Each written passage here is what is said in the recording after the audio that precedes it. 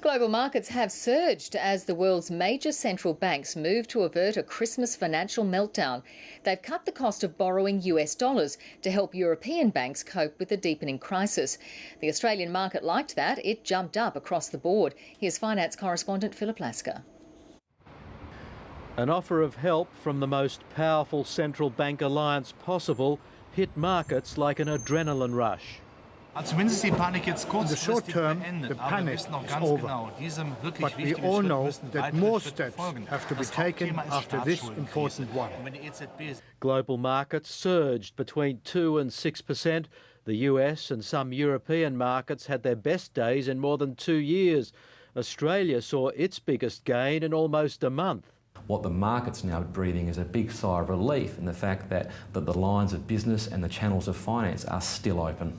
There are growing fears of a credit crunch as Europe's problems make banks more anxious about lending money to each other and borrowers. So the US Federal Reserve has joined forces with the UK, Swiss, Japanese, Canadian and European central banks to cut the cost of lending the most important currency, US dollars. Having a number of very powerful central banks get together and coordinate this action not only provides a huge amount of money but sends a very, very strong message to the global banking community. But the message may soon be lost without more fundamental action.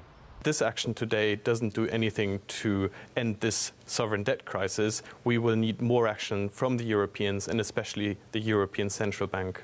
And Europe's inaction has the world's most powerful bond trader looking beyond the numbers.